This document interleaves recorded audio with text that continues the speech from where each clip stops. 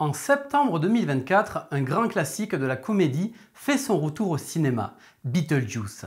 36 ans après le premier film, Tim Burton revient avec une suite très attendue. Recognize this post. Never seen that ship before in my life, or afterlife. Yes. Are you doing this?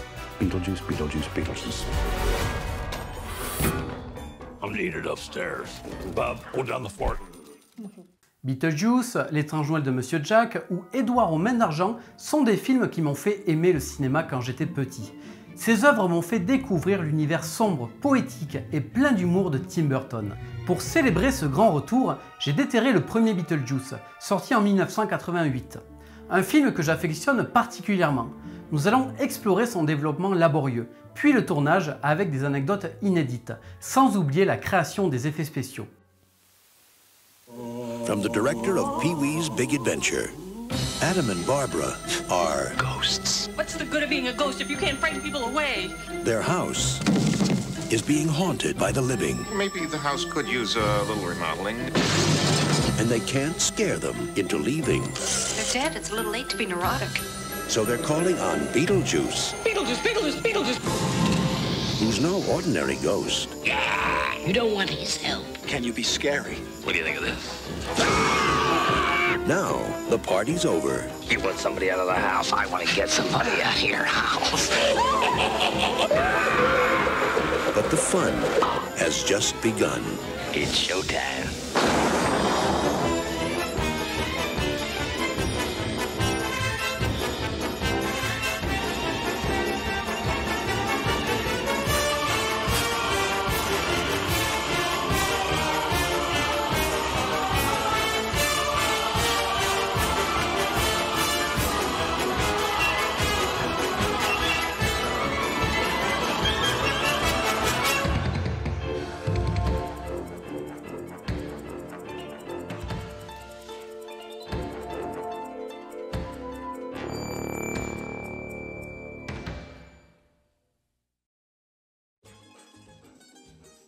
Beetlejuice est né dans l'esprit de Michael McDowell, écrivain et scénariste d'horreur.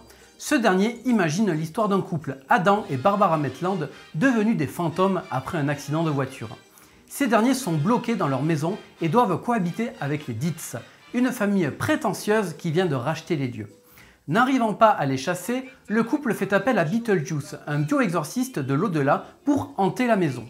Le scénario est d'abord confié au réalisateur Wes Craven, qui refuse cette histoire pas assez horrifique. David Geffen, gérant d'une filiale de la Warner, le propose à Tim Burton. Le succès de Pee-wee's Big Adventure permet au jeune réalisateur d'acquérir une petite notoriété. Nous sommes début 1986 et ce dernier travaille sur le scénario de Batman. La Warner est prête à payer pour le développement du projet, mais rechigne pour la mise en production. En attendant, Tim Burton se voit proposer des scénarios. Pee-wee étant considéré comme une mauvaise comédie, il reçoit des scénarios stupides, comme celui d'un cheval qui parle. J'étais en train de piquer une crise de nerfs quand le scénario de Beetlejuice est enfin présenté. Tim Burton connaît Michael McDowell. Les deux hommes ont déjà travaillé ensemble sur un épisode de la série reprise Alfred Hitchcock présente. Tim Burton a un coup de cœur pour Beetlejuice, car il retrouve ses thèmes favoris, le macabre, le sordide ou le surnaturel. Le réalisateur aime aussi la singularité du scénario qui tranche avec les films à succès hollywoodiens. Cette histoire est difficile à décrire, il n'y a pas vraiment de sens ni de structure. C'est plutôt un mélange d'émotions et une esthétique particulière. Tim Burton préfère justement la composition d'un univers, la création de personnages excentriques, plutôt qu'une narration classique bien trop ficelée. Malgré l'avis de Wes Craven, le scénario reste très violent. L'accident de voiture est trop réaliste, le bras de Barbara est écrasé sous la force du choc et le couple hurle. Beetlejuice, originaire du Moyen-Orient, est extrêmement agressif et tente même de violer Lydia, la fille des Deeds. Le producteur Larry Wilson collabore avec Michael McDowell pour apporter les premières modifications. Fatigués par les questions incessantes du studio, les deux hommes peinent à avancer. Tim Burton subit une réunion de 24 heures étalée sur 2 jours qui ressemble à un véritable procès. Chaque détail du scénario est remis en question. Finalement, le script Dr. Warren Scarron est engagé pour réviser le scénario et lui donner une tonalité plus comique. Le titre du film ainsi que le nom du bioexorciste sont initialement Betelgeuse, en référence à l'une des plus grandes étoiles de l'univers. Cependant, Michael McDowell suggère de le simplifier en Beetlejuice, plus facile à prononcer. La Warner n'apprécie pas ce nouveau titre qui se traduit par jus de blatte et propose plutôt Ghost House. En réponse, Tim Burton plaisante en suggérant un titre tout aussi médiocre, Scared Shitless, qui se traduit par frayeur sous les draps. À la surprise de Burton, la Warner aime l'idée, ce qui le pousse à menacer de se jeter par la fenêtre. Après une lutte acharnée, le réalisateur parvient finalement à conserver le titre Beetlejuice. Après une très longue période de réécriture du script, le casting commence. Face à un scénario trop abstrait, la plupart des acteurs contactés hésitent à participer au film. Cependant, Geena Davis se distingue en acceptant immédiatement le rôle de Barbara Maitland. Pour le rôle de Beetlejuice, Tim Burton souhaite engager Sammy Davis Jr., ancienne star de Las Vegas de 63 ans. Cependant, la Warner refuse. David Geffen propose alors Michael Keaton, un acteur qui s'est fait connaître dans quelques comédies. Tim Burton et Michael Keaton ne se connaissent pas et se rencontrent. L'acteur, épuisé après avoir tourné 4 films d'affilée, ne comprend rien au scénario et refuse le rôle. Burton insiste et lui propose de réinventer et d'improviser son personnage. La persévérance du jeune réalisateur finit par convaincre Keaton qui accepte. Les deux hommes réinventent Beetlejuice dans une sorte de folie créative. Tim Burton réalise des croquis, Michael Keaton propose des gags, essaie des costumes de différentes époques, tandis que la maquilleuse Vi Neal fait des tests de maquillage. And, you know, we put a bald cap on him and painted him pale yellow, and in the meantime I had sent off one of the PAs to a hobby store and I said, get me some ground up foam, like you use on those model kits, you know? And get me like 3 different colors of green and some moss and stuff. And I said, I'm just going to make him look like he crawled out from underneath a rock and see if this works for him. Because he does pop up out of the ground. And so I did it and Tim went, that's fantastic. Because he wanted him to look creepy, but he wanted him to be funny. And we wanted to be able to look at him through the whole movie. So we had to figure out, you know, all these different things that would work that would make him, you know, you'd want to look at him more. You know, and of course we gave him bad teeth.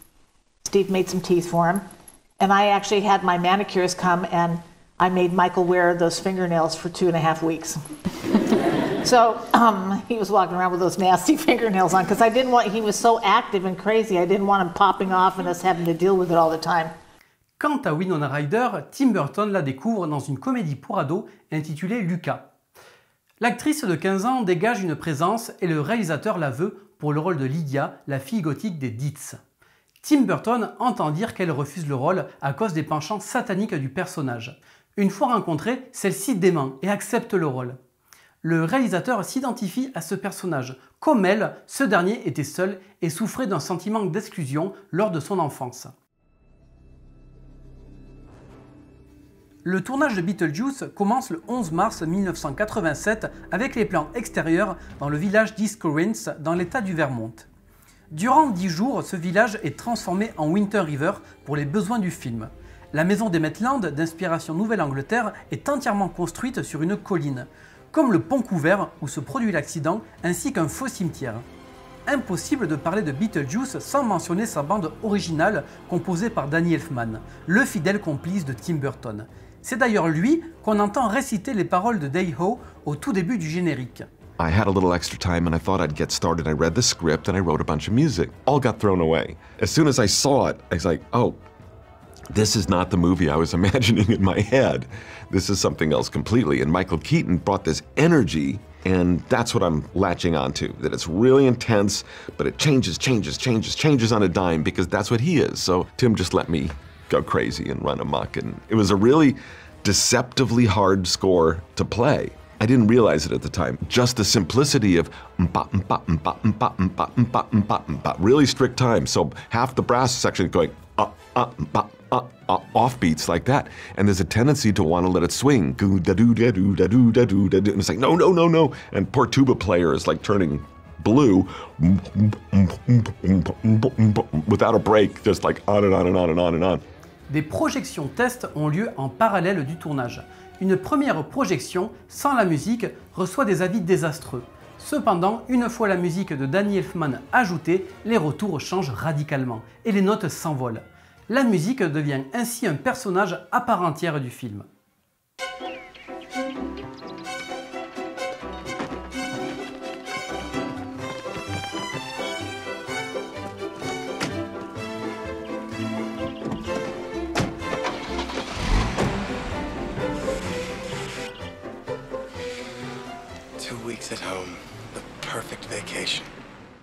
Le tournage se déroule principalement dans les studios de Culver City, dans le comté de Los Angeles, pendant 10 semaines. Avec un budget modeste de seulement 13 millions de dollars et un scénario bizarre, les dirigeants du studio ne viennent pas beaucoup se mêler à la réalisation du film. It kind of started like this. As you walked into this little production trailer that we had, and literally we were on the back lot at the studio over in Culver City. And we were basically the, redheaded stepchildren of Warner Brothers at that point. It was a David Geffen film. They didn't want anything to do with us. They didn't even let us shoot on the Warner Brothers lot. And they stuck us over in this crappy little trailers. One of the great things about this movie, though, was we were really off the radar. The people who had read it at Warner Brothers said, oh, this is wacky, kooky movie. It wasn't expensive. We went off to Culver Studios, and we were left alone. Because everyone just didn't get it. And so we really had a ball making it, Seulement 1 million de dollars est alloué pour les effets spéciaux. Avec un budget aussi serré, Tim Burton souhaite non seulement faire des économies, mais surtout donner à ses effets spéciaux un aspect volontairement kitsch et fauché pour s'accorder au ton comique du scénario. Le réalisateur vise à utiliser un maximum d'effets pratiques, réalisés directement face caméra.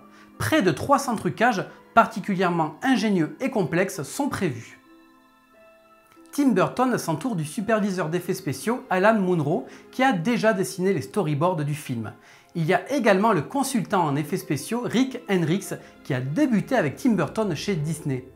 Ce dernier était sculpteur et avait la capacité de transformer les créatures de Burton sur papier en personnages en 3 dimensions.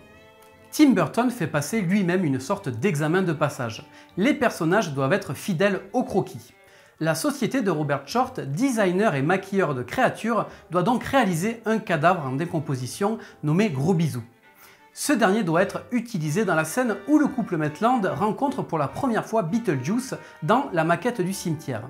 Ce cadavre doit jaillir d'une tombe et sauter sur Barbara pour l'embrasser. Adam s'aperçoit ensuite qu'il s'agit d'une marionnette. Après 3 semaines de travail, la marionnette est terminée et Robert Short est engagé.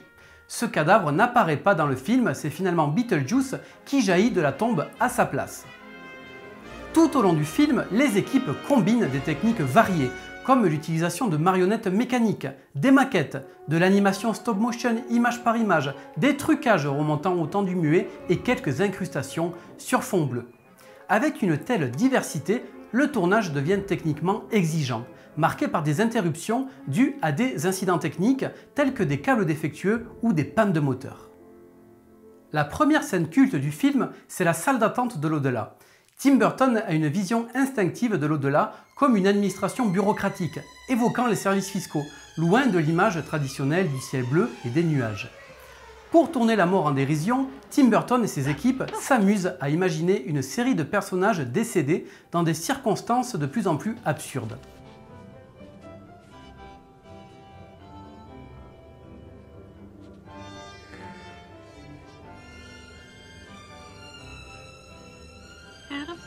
This way, honey. Nos trucages sont bruts de découvrage et super funky. On conceptualise les idées les plus idiotes. Une douzaine de personnages sont dessinés pour au final en garder que la moitié faute de budget. Un personnage qui n'a pas été gardé devait être un acteur en costume de Godzilla avec un avion miniature fiché dans le crâne. Tous les décors délirants du film sont conçus par le chef décorateur Bo Welch, s'inspirant des croquis de Tim Burton, des vieux films d'horreur de son enfance et du courant expressionniste allemand. C'est sur le tournage de Beetlejuice que Bo Welch rencontre celle qui deviendra sa femme, l'actrice Catherine O'Hara, grâce à l'acteur Glenn Shadix, avec un petit coup de pouce de Tim Burton jouant les entremetteurs. Voici enfin la vraie première apparition de Beetlejuice dans le film. quand il tourne, Michael Keaton arrive à 6h du matin pour 3h30 de maquillage. L'acteur rejoint ensuite le plateau et se jette dans les scènes en improvisation totale, comme possédé par son personnage. What are your qualifications? Well, I attended Juilliard.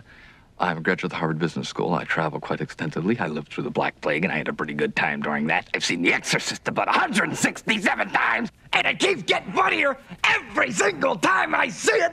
Not to mention the fact that you're talking to a dead guy. Now what do you think? You think I'm qualified?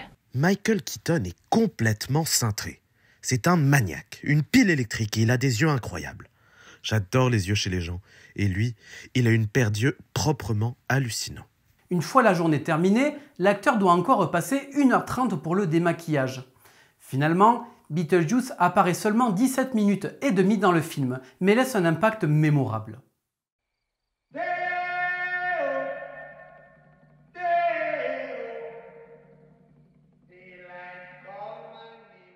La deuxième scène culte du film, c'est évidemment la fameuse scène du dîner où les Deeds et leurs invités sont possédés par Adam et Barbara et se lancent dans une danse involontaire.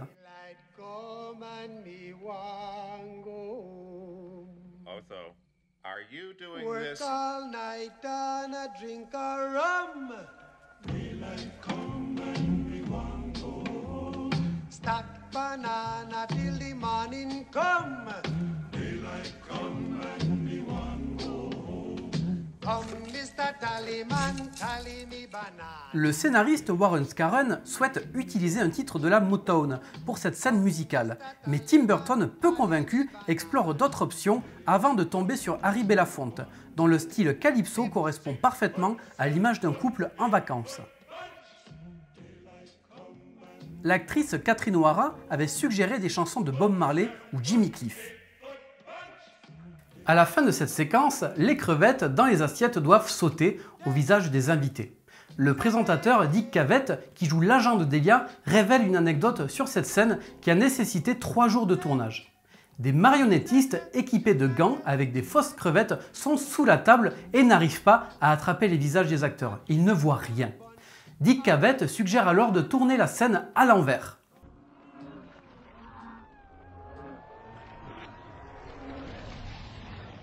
Plusieurs prises sont réalisées et Dick Cavett ne sait pas si c'est la prise tournée à l'envers qu'on aperçoit dans le film.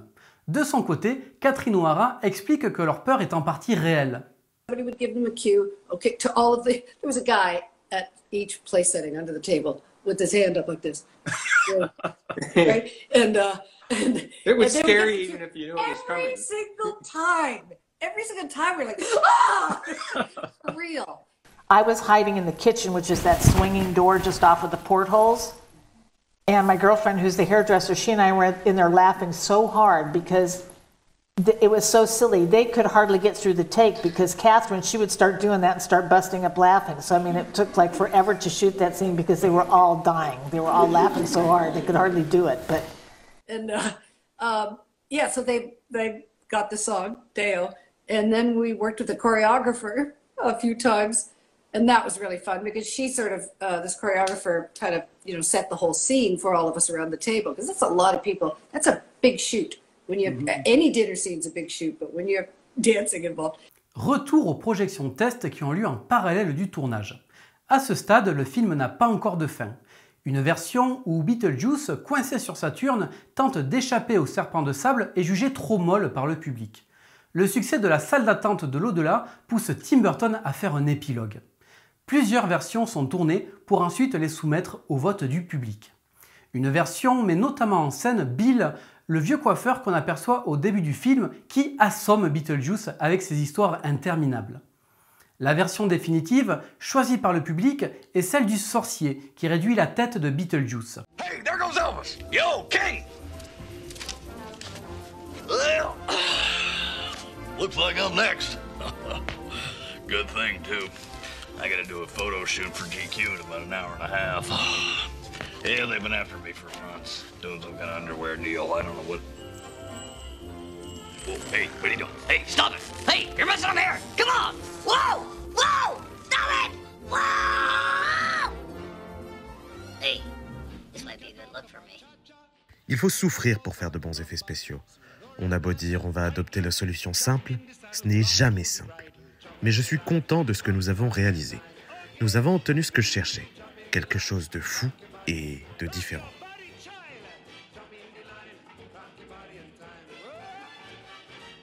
Beetlejuice sort aux États-Unis le 1er avril 1988 et rencontre un grand succès, rapportant 70 millions de dollars. Le film est salué par sa richesse visuelle. Tim Burton s'amuse à dire qu'il a réalisé une version burlesque de l'Exorciste. Son film lui prouve que le public est capable d'accepter des œuvres étranges et absurdes qui brisent les conventions. Une belle revanche sur les studios.